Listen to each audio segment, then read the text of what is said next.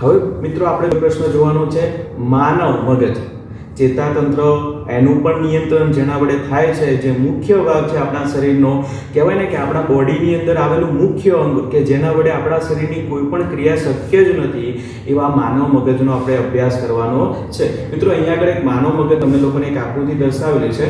એ આકૃતિની અંદર તમને જે ભાગ દર્શાવેલા છે એ તમામ ભાગનું આપણે વારાફરતી એક પછી એક અભ્યાસ કરવાનો છે, એના કાર્યો સમજવાના છે, અને એ જે આકૃતિ તમને બતાવી છે પરીક્ષાની અંદર ખાસ દોરવાની પૂછાઈ શકે. તો માનવ મગજ જે પણ પ્રશ્ન આવશે પરીક્ષાની અંદર ત્યારે માનવ મગજની આકૃતિ ખાસ ફરજિયાતપણે આપણે દોરતા શીખી જવાનું. મિત્રો તમે અહીંયા આગળ જોઈ શકો છો કે માનવ મગજની અંદર 3 ભાગ પડે છે. કેટલા? 3 ભાગ. કયા કયા? અગ્ર મગજ તમે જોઈ શકો છો, અગ્ર મગજ, મધ્ય મગજ, અહીંયા વચ્ચે મગજનો જે મધ્યનો ભાગ છે એ પણ શું છે? મધ્ય મગજ. અને ત્યારબાદ જે નીચેનો ભાગ તમને દર્શાવેલો છે એ શું છે? પશ્વ મગજ. પશ્વ મગજની અંદર 3 અલગ અલગ અંગો છે. એક છે પોન્સ એટલે કે સેતુ, બીજું છે લંબ મજ્જા અને ત્રીજું છે અનુમસ્તિષ્ક. ક્લિયર આટલી વસ્તુ? મગજના 3 ભાગ પડે છે, અગ્ર મગજ, મધ્ય મગજ અને પશ્વ મગજ. હવે વારાફરતી 3 ભાગના આપણે કાર્યો જોવાના છે. શરૂઆત કરીએ આપણે અગ્ર મગજથી. અગ્ર મગજની અંદર પહેલો મુદ્દો આવે કે અગ્ર મગજ એ બૃહદ મસ્તિષ્ક ધરાવતો વિચાર કરવા માટેનો મુખ્ય ભાગ છે. તમારા શરીરની અંદર આપણી બોડીની અંદર જેટલી પણ ક્રિયાઓ થતી હોય અને એ જેટલા પણ વિચાર ઉદ્ભવે છે એ વિચાર કરવા માટેનો મુખ્ય ભાગ કયો છે? આપણું અગ્ર મગજ છે. અહીંયા આગળ તમે આગળ જોઈ શકો છો. એ અગ્ર મગજમાં શું થાય? તો એ અગ્ર મગજની અંદર વિચાર ઉદ્ભવે અથવા તો તમારા બોડીમાંથી જેટલી પણ સંવેદનાઓ જાય છે એ સંવેદનાઓ પહેલામાં પહેલા કયા અંગની અંદર મગજમાં જશે? અગ્ર મગજની અંદર જશે.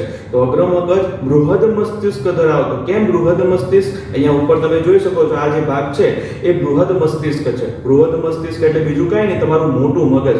આપણા મગજની અંદર 2 નાનું મગજ અને મોટું મગજ છે. આ જે વચ્ચેનો આ જે આખો ભાગ તમને ભલે આકાર દેખાય છે, આખું શું છે? બૃહદ મસ્તિષ્ક એટલે કે મોટું મગજ છે. અને એ બૃહદ મસ્તિષ્ક ધરાવતો ભાગ એટલે તમારું શું છે? અગ્ર મગજ. તો પહેલો મુદ્દો અગ્ર મગજ બૃહદ મસ્તિષ્ક ધરાવતો વિચાર કરવા માટેનો મુખ્ય ભાગ છે. બીજો મુદ્દો તો અગ્ર મગજની અંદર વિચાર કરવા માટેના અલગ અલગ કેન્દ્રો છે. તમારા બોડીમાંથી જેટલી પણ સંવેદનાઓ, ગ્રાહ્ય એકમો વડે જેટલી પણ સંવેદનાઓ પ્રાપ્ત કરવામાં આવી, તમે કોઈ સુગંધ લીધી અથવા તો તમે કોઈ વસ્તુ જોઈ, કોઈ વસ્તુ સાંભળી કોઈના મોઢેથી, તો એ તમામ ક્રિયા જે પણ થશે એ સંવેદનાઓને મગજ સુધી પહોંચાડવામાં આવે અને એ પહેલામાં પહેલી એ સંવેદનાઓ કયા અંગની અંદર જશે? મગજના અગ્ર મગજની અંદર જશે. અને એ અગ્ર મગજ શું કરશે? એ સંવેદનાઓનું અર્થઘટન કરશે. એટલે વિચાર આધારિત જેટલી પણ સંવેદનાઓ છે એ વિચાર આધારિત સંવેદનાઓને પારખવાનું કામ, એને ઓળખવાનું કામ કયા અંગની અંદર થશે? મગજના અગ્ર મગજની અંદર થશે. ત્રીજો મુદ્દો આપણે જોવાનું છે કે અગ્ર મગજની અંદર 3 મુખ્ય કેન્દ્રો આવેલા છે: દ્રષ્ટિ, શ્રવણ અને ઘ્રાણ. કયા કયા 3 કીધા? દ્રષ્ટિ એટલે કે જોવાની ક્રિયા, શ્રવણ એટલે કે સાંભળવાની ક્રિયા, ઘ્રાણ એટલે કે સૂંઘવાની ક્રિયા. આ 3 ક્રિયાના મુખ્ય કેન્દ્રો કયા મગજના કયા ભાગની અંદર આવેલા છે? અગ્ર મગજની અંદર આવેલા છે. કયા કયા? દ્રષ્ટિ, શ્રવણ અને ઘ્રાણ સંબંધિત મુખ્ય કેન્દ્રો અગ્ર મગજની અંદર આવેલા છે. આના સિવાય વિદ્યાર્થી મિત્રો કોઈ બહારના પર્યાવરણમાં, ધારો કે કોઈ તમે અજાણ્યા પર્યાવરણની અંદર જતા રહે તો ત્યાં આગળ રહેવા માટેના કેવા પ્રકારના પગલાં લેવા જોઈએ, અથવા તો ત્યાં આગળ આપણે કઈ રીતે નિયમન અથવા તો સ્વનિયમન જાળવી શકીએ, ત્યાં આગળ કઈ રીતે તે વાતાવરણમાં અનુકૂળતા સાધી શકીએ, આ માટેના જો કોઈ વિચાર આધારિત ક્રિયાઓ કરવા માટેના કેન્દ્રો હોય એ પણ ક્યાં આવેલા છે? અગ્ર મગજની અંદર આવેલા છે. તો આ મુદ્દો ખાસ તમારે સમજવાનો છે. સ્વનિયમન માટેના સ્વતંત્ર ક્ષેત્રો ક્યાં આવેલા છે? અગ્ર મગજની અંદર આવેલા છે. અને તે શું કરશે?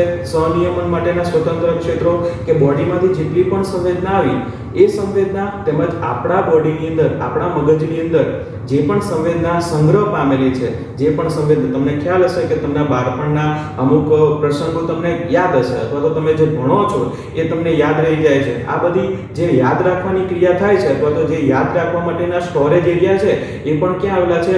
અગ્ર મગજની અંદર આવેલા છે. તો એ અગ્ર મગજની અંદર આવેલા અલગ અલગ પ્રકારના એવા ચેતાકોષો હોય જે શું કરશે? તમારા આ પ્રકારની સંવેદનાઓને સંગ્રહ કરી રાખે.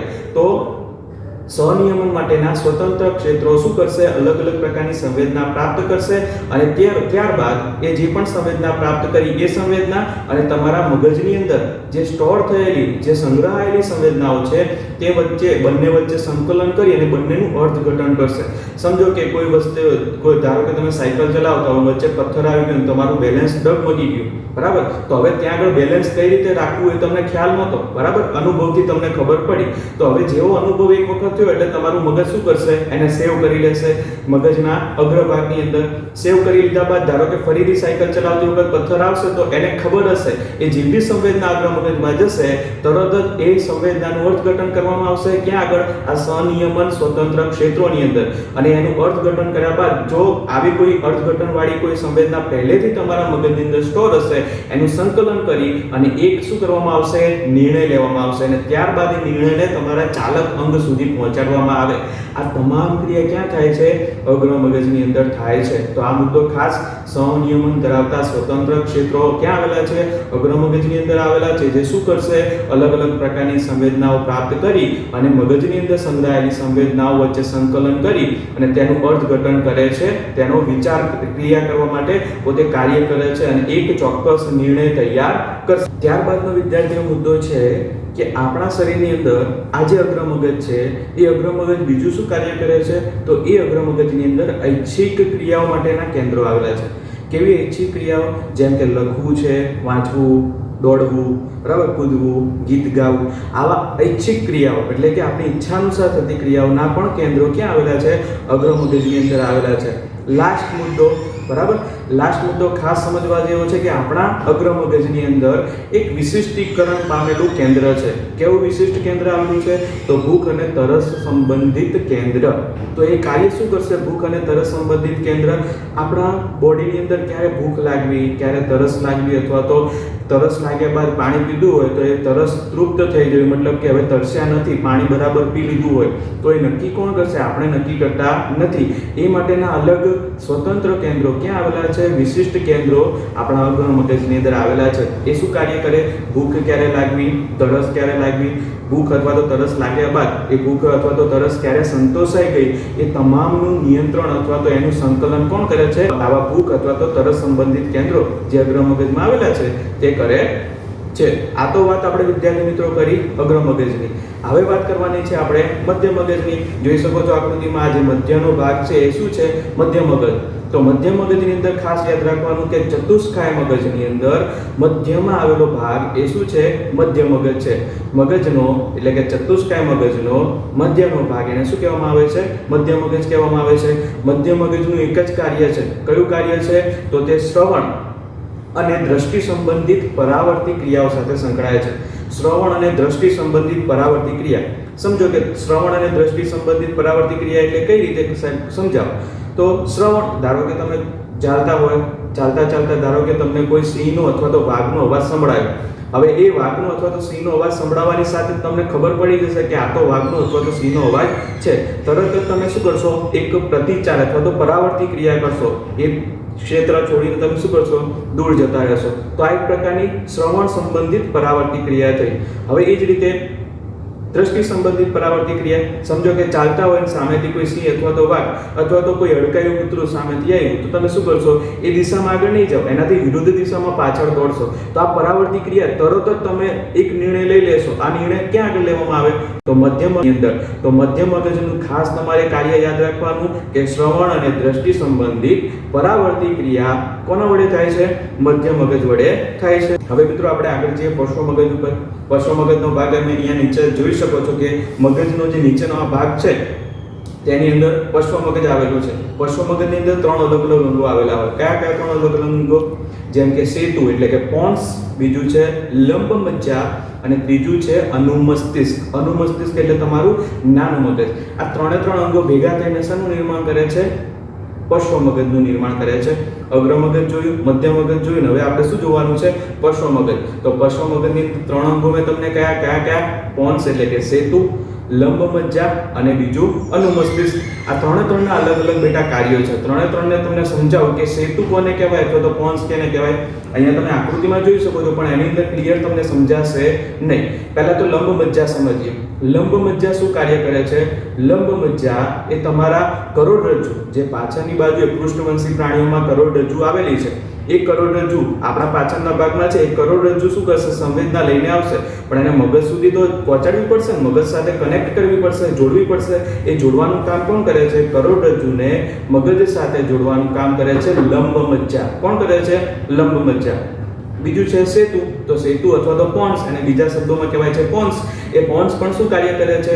સેતુ એ શું કાર્ય કરશે? લંબ મજ્જા. અને જે આ નાનું અનુમસ્તિષ્ક છે, એ અનુમસ્તિષ્ક અને લંબ મજ્જાને જોડવાનું કામ કોણ કરે છે?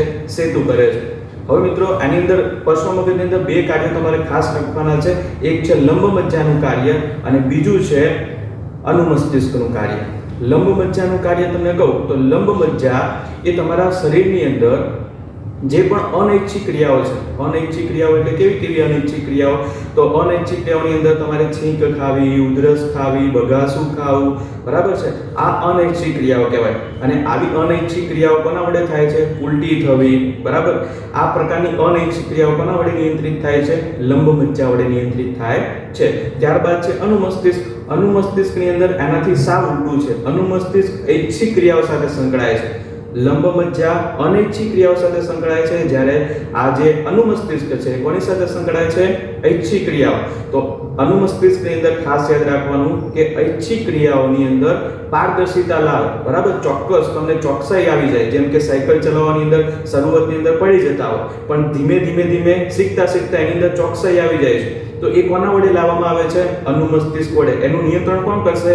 અનુમસ્તિષ્ક કરશે. ક્લિયર આટલી વસ્તુ? તો ઐચ્છિક ક્રિયાઓની અંદર સ્પષ્ટતા અને પારદર્શિતા, એક ચોકસાઈ લાવવાનું કાર્ય કોણ કરે છે?